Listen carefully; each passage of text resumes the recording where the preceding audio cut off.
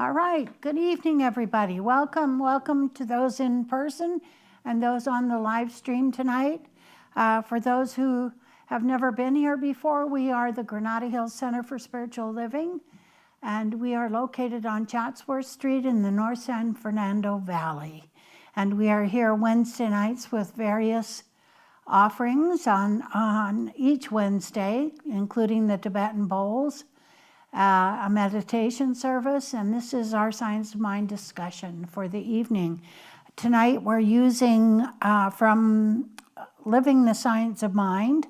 I didn't get the page number on the bottom of the page, and I'll figure that out later and let you know. Our presider for tonight is Reverend Kathy Lyons, our Animal Kinship Ministry, and she will start by lighting the flames of faith. This is our call to service. We perform this ceremony to promote the universal consciousness of life, which acknowledges that all peoples, all faiths, all sentient beings come from that one great universal principle, which we call spirit. Fundamental to this truth is the unifying nature of all religious thought and experience, which we honor here today. As Reverend Kathy lights the first candle, it is for the Tao, honoring the universal path of harmony and equilibrium, the natural way. We light the second candle for the shamanic traditions, honoring the beliefs and practices of all indigenous peoples, the way of primal spirituality. We light the third candle for Hinduism, honoring the path of knowledge, action, and devotion. We light the fourth candle for Judaism, honoring the ethical path of living by sacred law. The fifth candle we light for all forms of Buddhism, honoring the Four Noble Truths and the path of compassion. We light the sixth candle for all forms of Christianity, honoring the Christ consciousness as the path of love. We light the fifth candle for all forms of Buddhism, honoring the Four Noble Truths and the path of compassion. Wait, I did that already. Never mind. We light the sixth candle for all forms of Christianity, honoring the Christ consciousness as the path of love. We light the seventh candle for all forms of Islam, honoring the path of submission to the will of God as the highest calling. We light the eighth candle for the universalistic religion of Baha'i, honoring the path of unity and peace. We light the ninth candle for all forms of New Thought, honoring the metaphysical path of mental healing through the practice of universal spiritual principles. We light the 10th candle for all those who are as yet unaware of the power and presence of spirit in their lives, and for the space we hold for them here at this center and in our hearts. And as Reverend Kathy lights the healing candle, please put silently into the light the names of anyone you wish to have experienced the healing flame of God's eternal love. I'm thankful, so grateful. I'm one with the Spirit all around me. I'm thankful, so grateful. I trust in God. I surrender.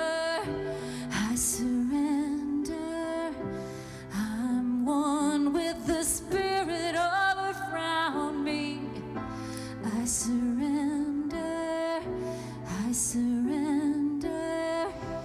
I trust in God.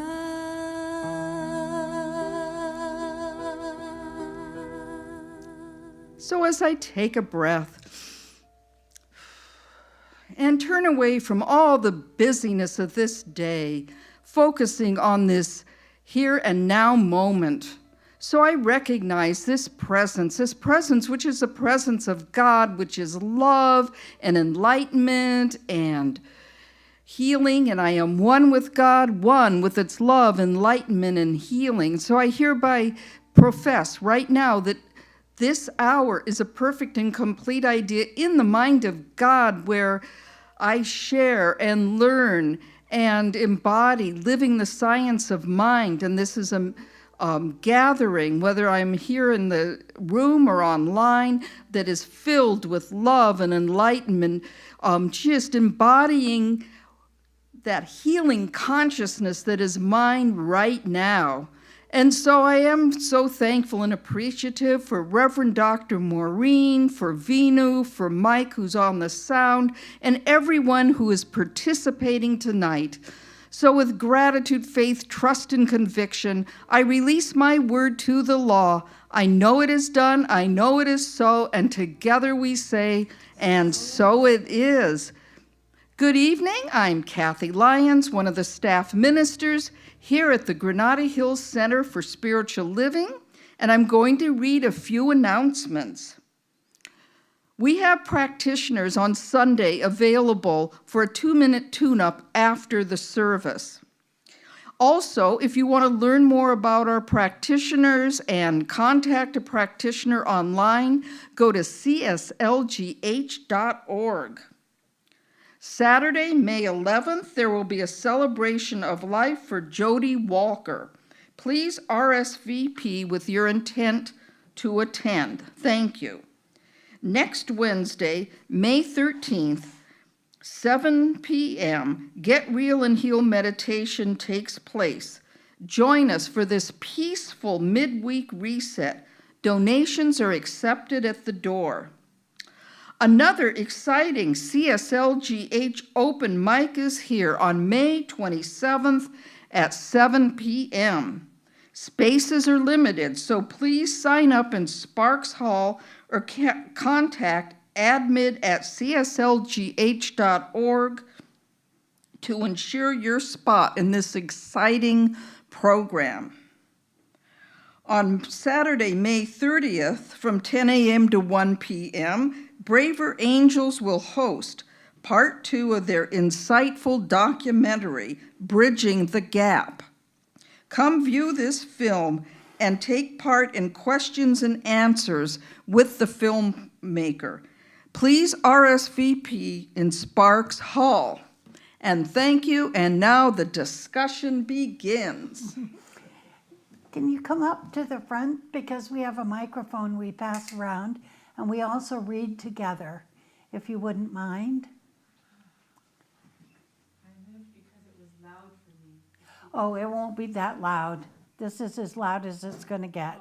Kathy projects. She's a Toastmaster.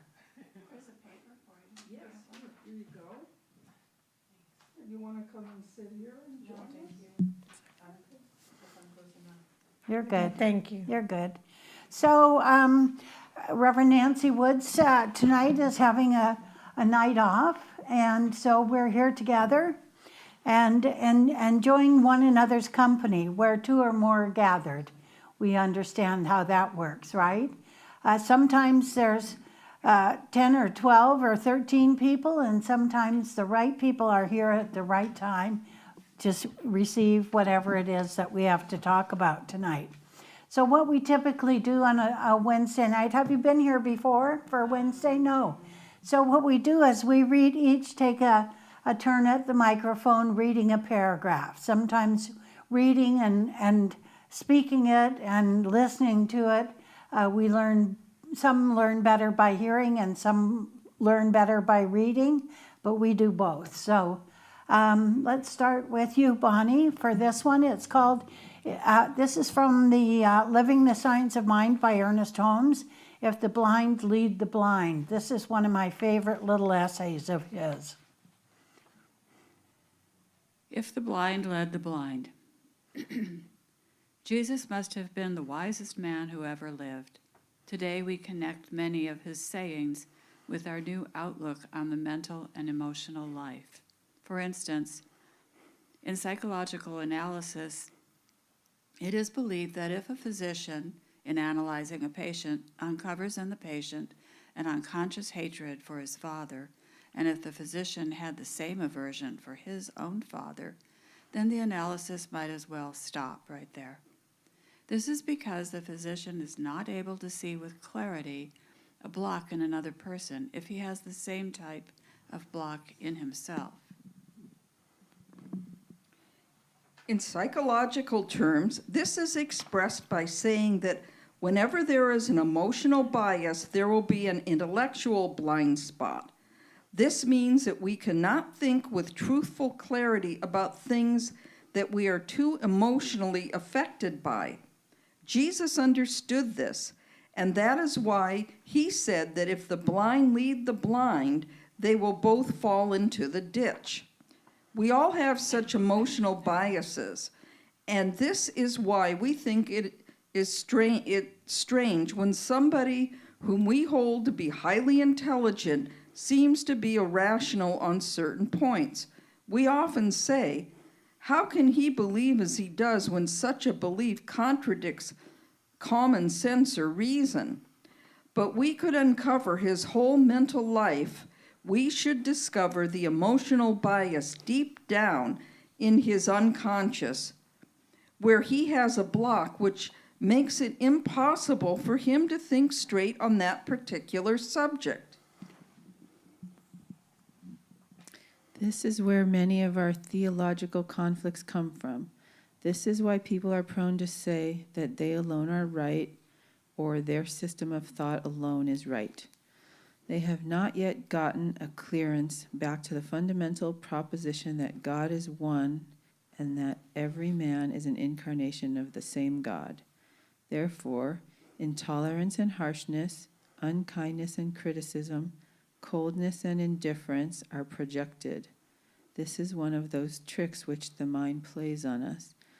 When we understand these things, we shall become more tolerant, more kind, more compassionate, because we shall realize that we are all on the same pathway of evolution, not of the spirit, which is already perfect, but of the mind, which so often is blindly groping in the dark.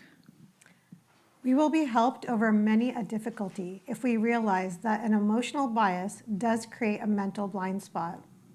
Then, if we learn to overlook the differences because we understand them, we shall no longer bring condemnation to add to condemnation, or judgment to add to judgment, and our own lives will become enriched as they always must with new knowledge. Living is an art as well as a science. It is a thing of beauty as well as form, a thing of the heart as well as of the intellect. It is a combination of all these that makes up the factors of a well-rounded life. And again, we come right back to the fundamental proposition that the problems we face are not external, they are within. They are not some other person's fault. Neither are they necessarily our own fault. They are the fault of ignorance from which enlightenment alone can free us. No, the blind cannot lead the blind, and we all are blind in spots. Therefore, no person should set himself up as the great example, but humbly, following the pathway of truth as he sees it, with a good-natured and flexible tolerance for himself and others, learn to overlook all mistakes and feel his way through confusion back to the central flame from which every man's life is lighted. So, being that we do have someone here for the first time, Ernest Holmes wrote in gender-specific terms, using the masculine he, him, and some of the newer books that have come out, like The Essential Ernest Holmes, they have tried to neutralize the gender, and they, them, one, a person, using words that are we, us, that are a little bit more inclusive. But this one was probably written maybe in the late 40s or the early 50s, somewhere around there. So, comments or confusion of any kind? I'm going to start by saying, when I went into the office and you said, I'm not sure if we've done this one, but this is what I chose for tonight, and my answer was, well, I'm sure it's a right and perfect message. And I hadn't read it yet, and I started reading it, and I just felt my whole body go, oh my gosh, okay, lesson is confirmed. So a couple of hours ago, I had this exact thing happen where There was an emotional bias. Two people who loved each other were acting like they did not love each other. I was one of those people. So I underlined here, we cannot think with truthful clarity about things that we are too emotionally affected by. And this is why we think it's strange when someone whom we hold to be highly intelligent seems to be irrational on certain points, because gosh darn it, my family's not watching so I can say this. I was thinking, Dad, you're being really irrational because I know what your care should be and you think you know what your care should be. And we were just at odds, and I went and texted my siblings and just da-da-da-da. And before coming here, right before coming here, I sat in my car and an hour or two had passed and I was calmer. And you won't believe it, I texted my siblings saying, now that I'm calmer, I would like to also add that if I truly believe that I am divinely guided, then it must also be true that he is also divinely guided. And then I come here and I read this, and I have goosebumps. Yes. Yes. Yes. Don Miguel Jr., Don Miguel Ruiz Jr., the son of Don Miguel Ruiz, who wrote the Four Agreements, among others, but the Four Agreements seems to be the most popular of his books. His son said, we had him speak at Westlake. His dad was there to listen to his son speak, and his dad was the one who was invited to all over the place. And my friend Marsh Engel, he was her teacher. He was her Don Miguel Ruiz was her teacher. Anyway, the son gets up there, and I am sitting there listening to him, and all of a sudden I got goosebumps all over me, because he said that everything that we believe is filtered through projection or perception. It's either one or the other. And that's where the blind spots come in, is that we have a perception about a certain thing, and we project that onto somebody else. Yes. And it's usually someone in our family. Right. I mean, we can't seem to get away from that, you know. Or right now, it has probably a lot to do with politics too, is that I think when we know better, we do better. Yeah? Yes. Yeah.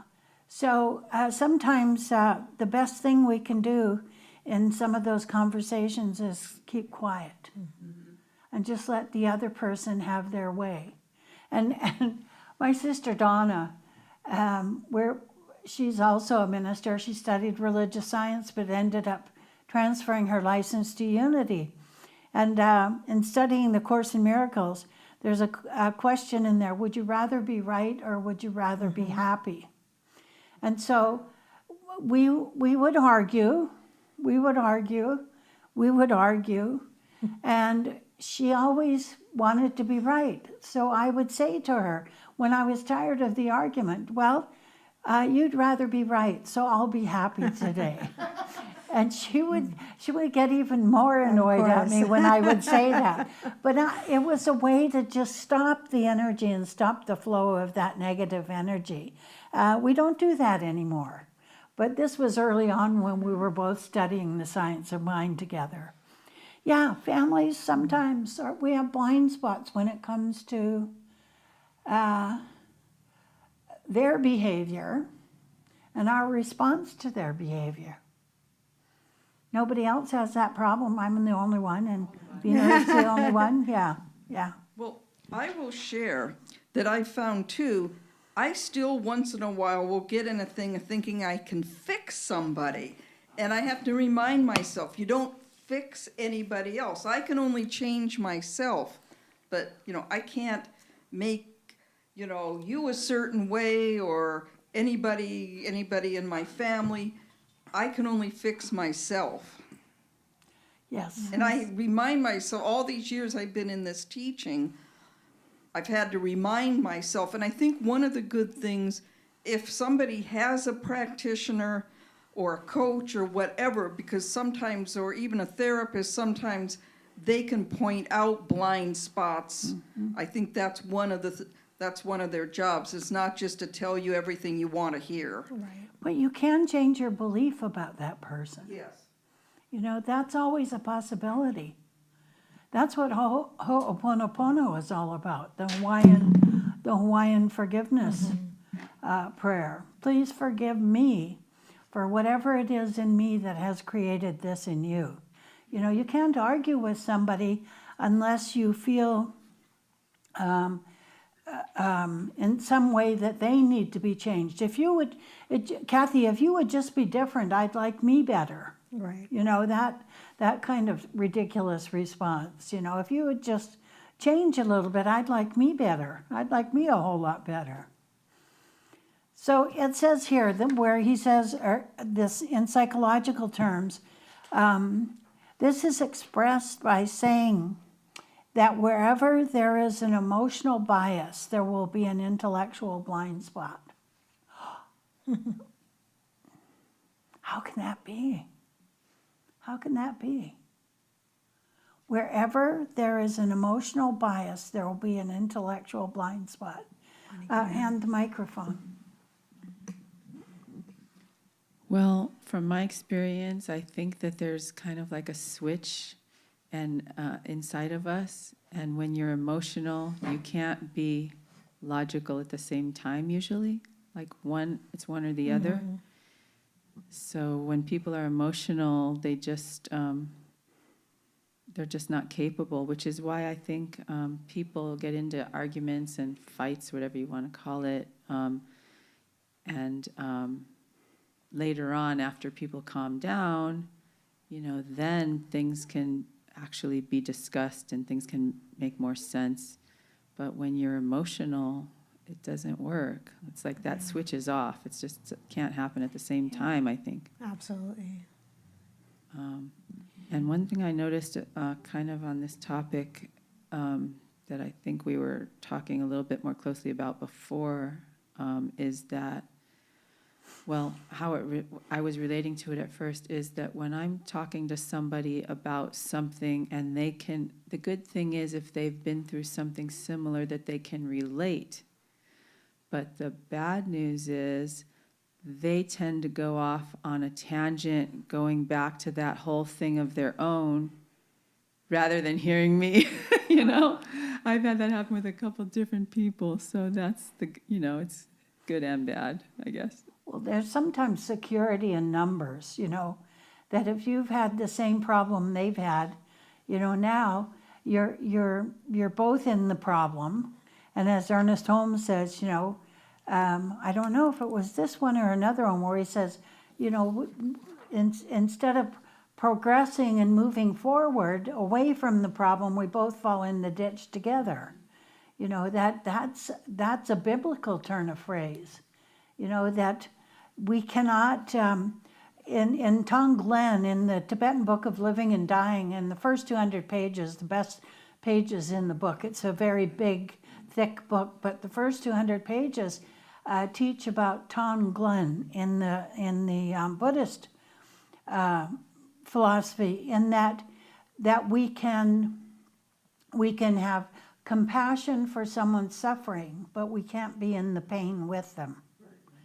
We had to read that in practitioner training for years, and it's so evolutionary. That 200 pages is about really how to have compassion, objectivity, and detachment when you're working with someone. COD as an acronym, and it also means consciousness on demand. Mm-hmm. Because sometimes you'll be driving down the freeway and you see a terrible car accident. You don't have time to pull over and do a prayer for that person, an affirmative prayer or spiritual mind treatment. God is, this isn't, that's that, and just keep driving. And so many times I read about the car accident in the newspaper afterwards and find out everybody survived, where you didn't think the people could have possibly survived from that. So, question, consciousness on demand, is there room for that in a situation where emotions are running high, people are not seeing the other perspective, they're just stuck in their own, Or do you feel like there still has to be space for that? I think that's an evolutionary process. I do think is the observer of what's going on ever in conflict? No.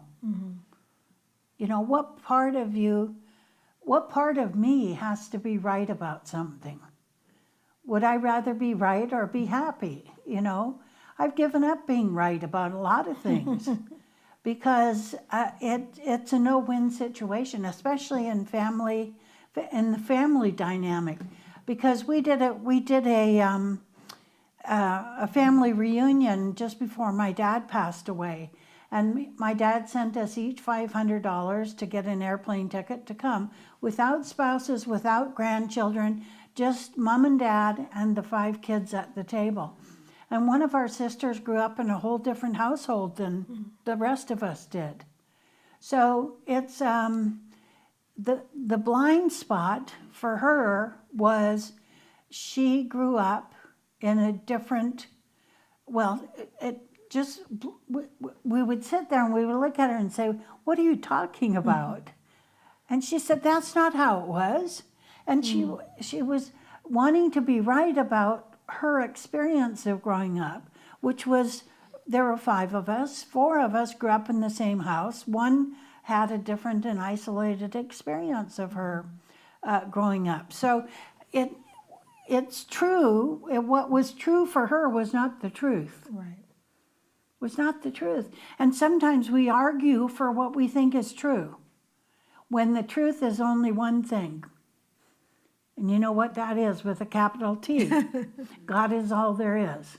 So if I can become the observer of an acrimonious situation, which I can do today, where I couldn't do that when I first started in religious science. I wanted to argue for my limitations, right, left, and center.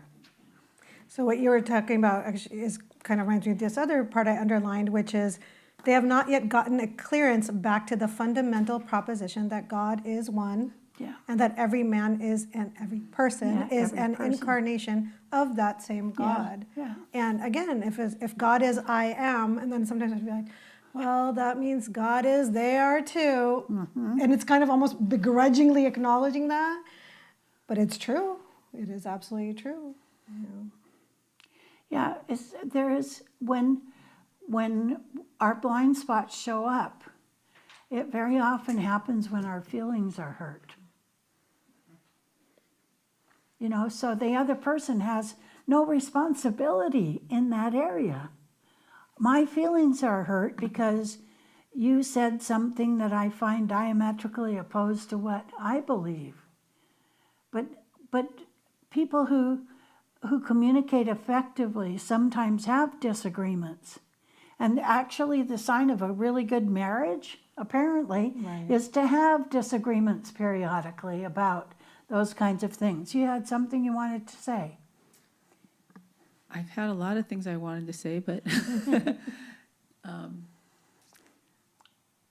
I have a friend, and like when you were talking about being right or being happy, about a week ago, I was with this friend, and I just kind of lost my cool, and it was an emotional thing. Like, other people aren't trying to get us upset, like you're saying. That's our own stuff, and we can see it more easily in other people than in ourselves. And anyway, I said something to the effect that, can you just lighten up? Like, I feel like it's always someone has to be right and someone has to be wrong, or it's a competition. And it doesn't feel good at all. Trying to explain and prove and all this. So, there's something in us that, like, we want to defend our position. And you're right, once we lighten up, we can just and I think that also, like, people need to be heard. Like like this particular person doesn't have people to talk to, lives alone, and, just has all this to say and just needs to be heard. Yeah. Help me remember your name for Lisa. Thank you.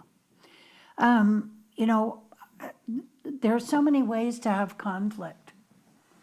You know, I mean, you could write a list of what causes conflict. And it's usually when something I believe to be the truth about myself is no longer the truth about myself. Our identity. Or identity. It's an identity crisis. All of a sudden, somebody points out to me that I have a blind spot around something. Reverend Jeannie Hoffman did a workshop for the practitioners probably maybe 10 years ago or so. And it had to do with blind spots. And it had to do with, she had a list of various things. And I said, why did you have to give us the list? Now I have all these other things I have to think about. But it was so valuable from the standpoint that I didn't have to fix those things right then and there in the workshop. Do you remember that workshop, Kathy? Yeah, I think she also did something about 5 or 6 years ago when she did a workshop too about biases, like with racism, but I think that could have been something 10 years ago, but I remember about 6 years ago. Okay, maybe it was that, 6 years ago, yeah. Yeah, 5 or 6, about systemic racism and how our bias and realizing about our biases that we all have and our blind spots. The thing is, with theological biases, for instance, they're so much more accepted today than political biases. You know, there's like this stuff going on with political bias. I mean, that's been around for millennia. Religious bias has been around for such a long time. But we don't investigate other religions. We stay in our own little pocket of Catholicism for me growing up. And what I realized recently is that you can take the girl out of the Catholic, but you can't take the Catholic out of the girl. That's like so inbred, you know, and I think other people feel the same way. And the beauty of religious science is you don't have to give up being a Catholic to study the science of mind. You don't have to give up being Jewish to come to a science of mind church. When I was first here, and it was kind of a new thing, we had people who would leave. We only had one service at 10 o'clock. And people would leave at 5 to 11 to get to 11 o'clock service down the street. What's that, Saint what? St. John, I think? St. John's, yeah. St. John Baptist. Yeah, St. John the Baptist. Yeah, to get to the 11 o'clock Mass. The philosophical approach that Ernest Holmes has is that we have to have, as he says in here, that God is one and that every religion has a God of sorts except for Buddhism. I liked Buddhism when I was investigating because there was nothing about a punishing God there, you know? I want to comment too about people have different, with their religion, feeling like they're right. I like to go on YouTube and research, different religions. And what I find is that people will think their way is the only way. Like you probably learned in Catholicism, that was the true Christian religion. But then the evangelicals don't even think Catholics are Christian. And, there's these different things. And I'm thinking, what difference does it make how you interpret the Bible or what your concept of God, it all leads to the one place. But I've observed sometimes in some of these YouTube videos, like, oh yeah, I'm the right way, and it's this way and the only way, and everybody else is going to go to hell. And it's like, why do people want to believe that? I guess they think they're elite.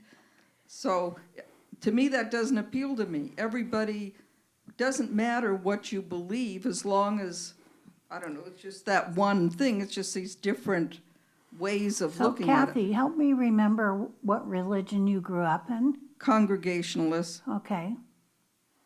How about you, Bonnie? Lutheran. Well, that's as close to a Catholic as you can get, I think. Missouri Synod. And Lisa, what did you have a? Well, Jewish, but not very Jewish. Okay. You can take the girl out of the Lutheran church, but you don't take that Lutheran church. Or Yes. Pastor Struford telling us all we're sinners. Are you done? No, I'm not. Oh, good. It's interesting that this everything is perception or projection. I grew up and came of age in a situation that was really limiting, with lots of opinions, lots of judgment from all of the adults. And there wasn't a lot of outside stuff. There was no library next to us, near us at all. And it was really limiting. And I remember as I went out into the world as an adult, being flabbergasted how different everything was. And you eat this and you do that. And you guys go on a trip 3 times. You know, it was really stunning for me. And to learn that all of that, you know, I just have judgments about things that come up. And this thing about being right, I will get real quiet when we start arguing about who is right. But there's a funny thing about it. It's just very righteous indignation. I just get quiet, and inside me, I'm going, you're such an ass. It's like really vile. Like inside me, it's like, tell me how it is. Come on, keep going. It's really, I'm very aware about doing it. I also wanted to share, what is the name for the realm of philosophy is about how we know what is the truth? You know the word. I didn't quite hear what you said. The type of philosophy study that is about how we know what is the truth and what is meaning and what is reality. I can't remember what it is. There was a book written in the 90s that was the end of a huge study with hundreds of women, and the name of it is Women's Ways of Knowing. And these sociologists and psychologists, it's a scientific study, and they interviewed and followed hundreds of women from all socioeconomic classes and areas and situations. It was so valuable for me to see that person sees things the way they see things because that's all they have as material. That person sees more because they have more material. And there are actually people who believe firmly that the only thing that's real is what they personally experience and nobody else. I can't believe anything about you, only what I personally experience. It was so helpful for me to see that in such a grand, scientific way. Mm-hmm. There's a step up when you will consider that maybe somebody else is an expert about something, and I'm not. Yeah. And I say, I will hold your intelligence and what you know. I'll borrow that from you. Yeah.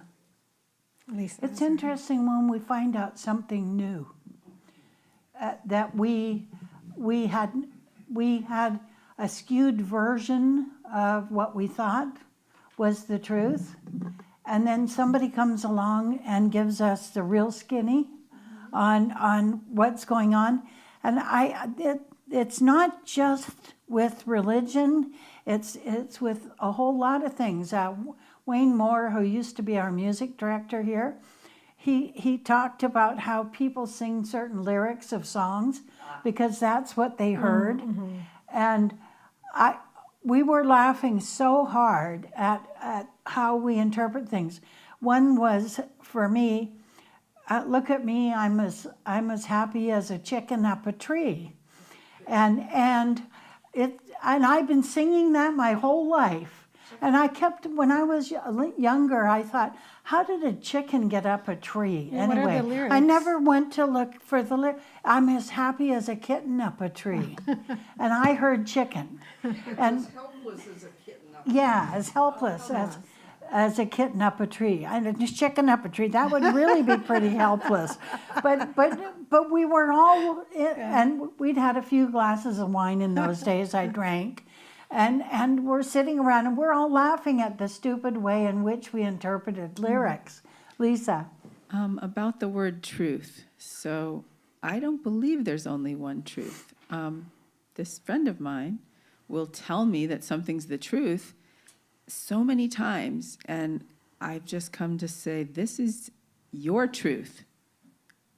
Okay, that doesn't mean everyone else believes that that's the truth, but this person will tell you this is the truth. Mm-hmm. This is the word, this is the only way. And I think it's based on each person's experience and perception, what they think is the truth or what's true for them. I think of that idea of truth with the lowercase t truth. We all have our own lowercase t truth. What's true. Right. Not what's the truth. There's not, there's my truth, there's your truth, and there's something in between. Yes, yeah. My first minister, Reverend Helen Street, used to say, the truth, the capital T truth, is not the same as your opinion. But I was what you were talking about, I grew up in North Hollywood in the 50s and 60s, and so in a lot of ways we were, and this was before the internet, and it was a very, white neighborhood. And after I got out on my own, away from my parents, then I saw there was a whole different, so many of my structure of knowing, and a lot of the stuff, it wasn't, I don't know what, true, but I mean, it wasn't really, just because that was my reality. When I got on my own, met different people, different backgrounds, I realized, that I had lived a very sheltered life, that I had to realize not everybody does things the way I think they should do things. And that was one of the lessons I learned as a young adult. Not everybody's going to do things the way I think they should do them, or that I was taught. When you mentioned Lutheran Church, what came to my mind, I used to go to it with a friend, Vacation Bible School, and at the break, they served Hawaiian punch and cookies, and I'd get all hyped up on sugar, and I'm sure maybe that was a way that got them. And I think I like being around churches, even though I wouldn't join that particular church. So maybe the Lutherans had some wisdom. Cookies and Hawaiian punch. Yeah, I mean, maybe we could start that at Granada Hills and see what happens. Yeah, I don't know if the parents... We do coffee and cookies. I used to visit different churches with friends at Sunday schools. That seemed to be customary, like if you slept at a friend's house. Well, my friend who lived across the street, her parents went to the North Hollywood Church of Religious Science, because I lived right a few blocks from there. Something planted some seed, because then here I am, and I often say to people like, who teach Sunday school, you don't know, there could be some child there who brings a friend, and later on they become a minister. So, well, there you go. Yeah. But those cookies and Hawaiian punch, so anyway. So one thing that I feel like has been, a couple of things have been said that keeps bringing me back to this idea that, so Bonnie, what you were talking about, that experience you had with the different people and what they had in front of them, this idea of like a limited imagination also, right? The bigger we are in our imagination, the more we can be open to other things that are, as opposed to like, I don't know this, therefore no. Maybe I don't know this, therefore new. Mm-hmm. Something new has just come up for me. Let me sit with it. Curiosity, I guess that's the word, curiosity. And when we don't have curiosity, then we let our biases limit us, right? And I can acknowledge I have biases. I can also acknowledge that maybe they don't serve me so well. And so can I be more curious? Can I be more open to new experiences, to new people? And then coming back to this line of, we can then be more kind, more compassionate. Yes, yeah. So in the 60s, I was investigating all different religions. I loved the pomp and circumstance of Judaism. My friend Mitzi's son, Stephen, was 13, and he was having his bar mitzvah, and his dad was in jail for white collar crime, whatever that meant. I have no idea. But his mom had to do the response to his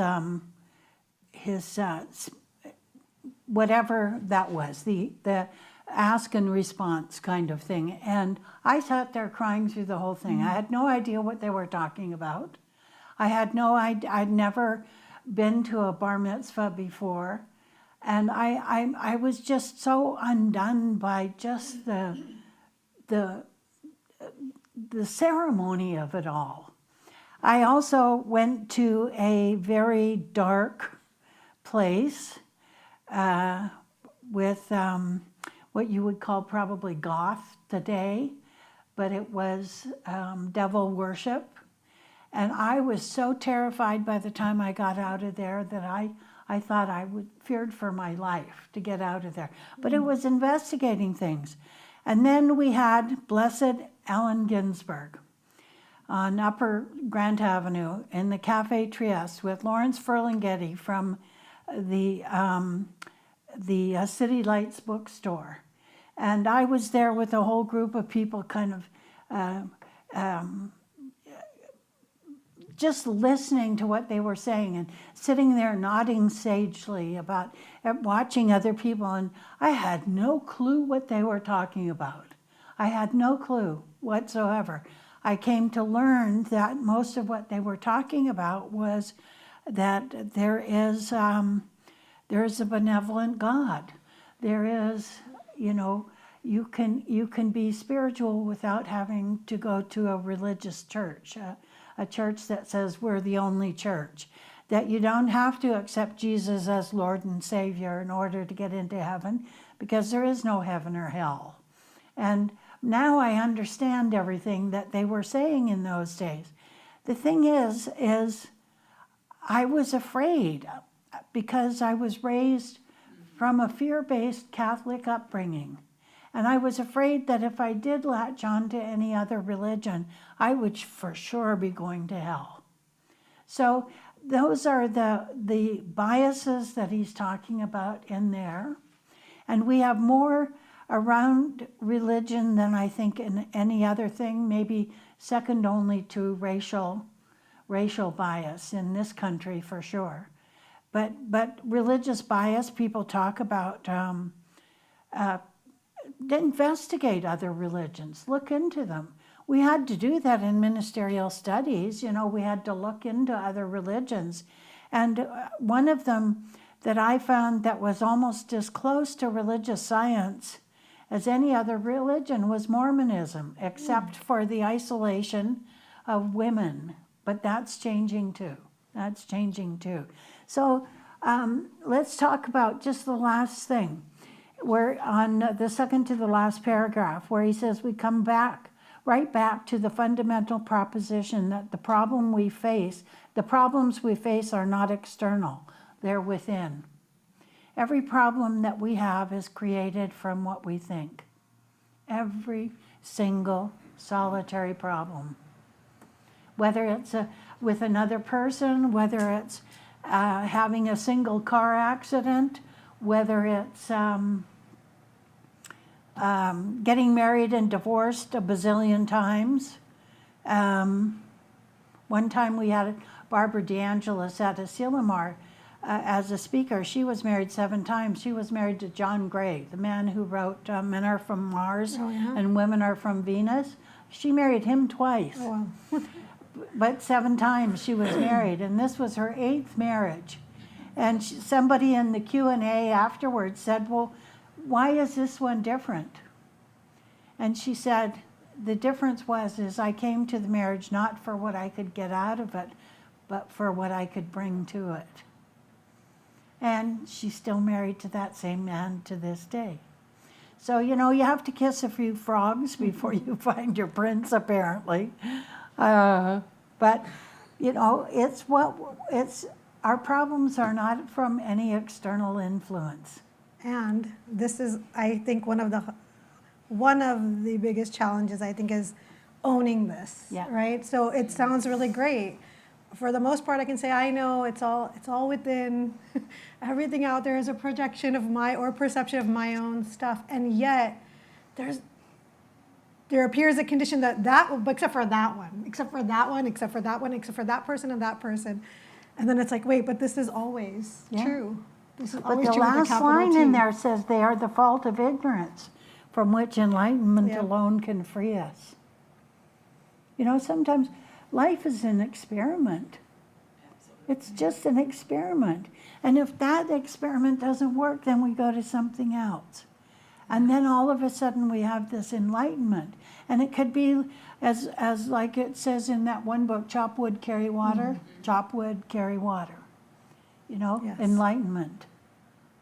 So we have to do the basic stuff in order to have that experience of enlightenment. I think the ignorant, do we have a moment? Yeah. The notion that I'm making my life with my thoughts and then how I might act on those thoughts and then creating a reality around me, it's interesting how I then become defensive of that reality, even if I'm irked by it. And I start feeling defensive and want to protect and support the mess. I've dug myself into a hole, but it's really nice down here. Grab a shovel and come on down. It's an interesting thing of not accepting how that started, where there were turns in the road where I could have done something else, but I've got to go this way. I've got to keep this up. Yeah.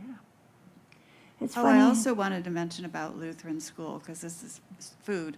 The other favorite food is lime jello with pineapple and carrots, and sometimes also cottage cheese in it. Betty Rapp used to make something like that. Yeah, she called it fluff, orange fluff. She called it because she put those mandarin oranges in it and some coconut and some whipped cream and yeah, all of that stuff. You have something, Lisa? Yeah, when you mentioned the fear in some religions about, you're going to go to hell if you do whatever or don't do whatever, that has never made any sense to me at all. Because if there's this God or whoever anybody wants to call this that loves everyone, and we're all human, and we're all like on our path and evolving at our own rate, and we all deserve, all this tolerance and compassion and all this, which is what I believe, why would the one big, at the top of all of it, punish anyone? And, and then like take, for example, the person who hurts other people. My friend would say, that person should be punished by da-da-da in this way or killed or whatever. And I don't believe that. I believe that that person is, they've had their experience that brought them to what they did. They would not choose to do terrible things to people or to have a very hard life.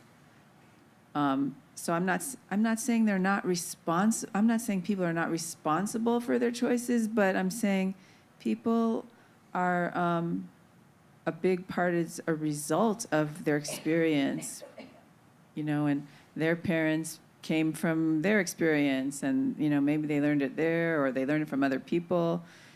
It's very complex. It is. But we have to have that compassion, and everybody, I think, wants to do their best and be happy.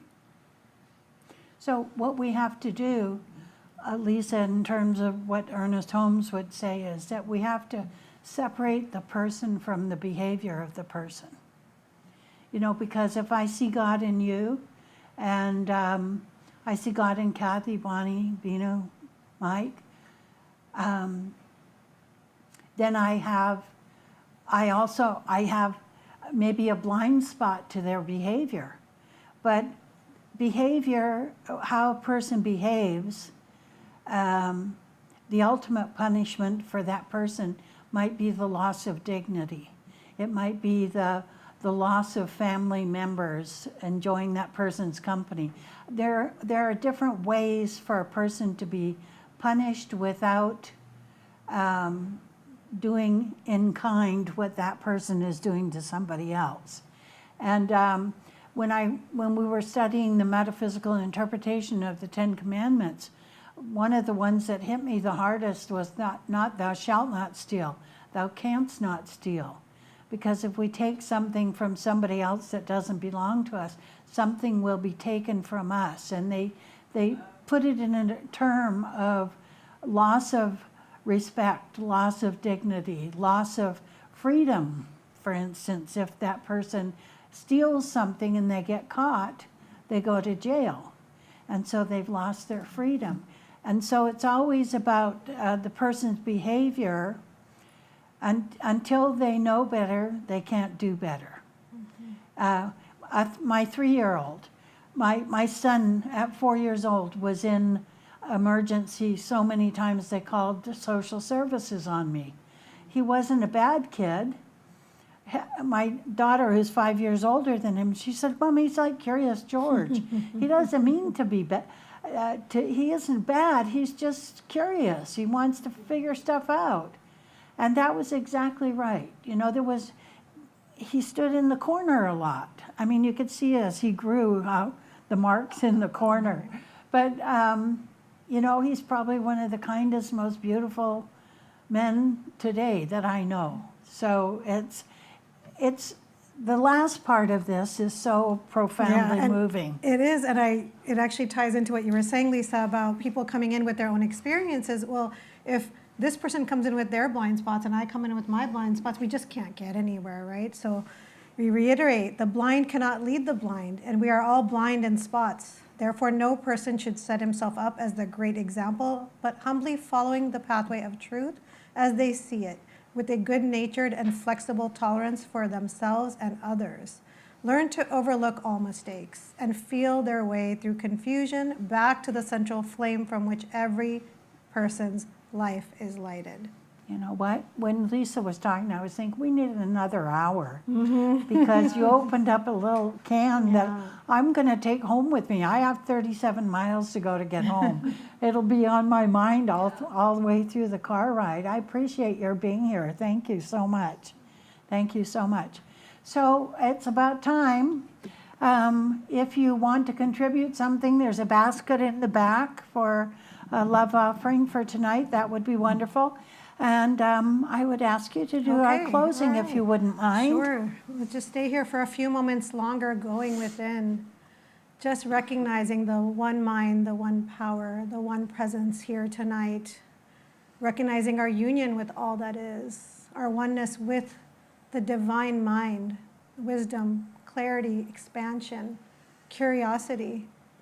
Knowing that tonight's discussion unfolded in divine perfection, that we leave here uplifted, minds expanded, hearts open, deeper connection to the teachings, deeper connection to one another. Knowing that we leave here with deep gratitude in our hearts for this teaching, for each other, for this beautiful, beautiful co-creation.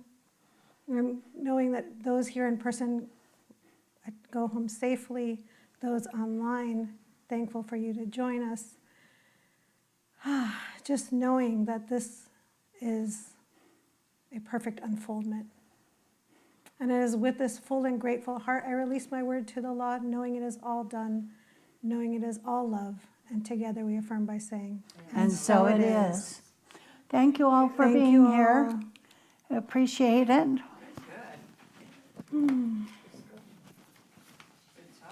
Good topic. Yes.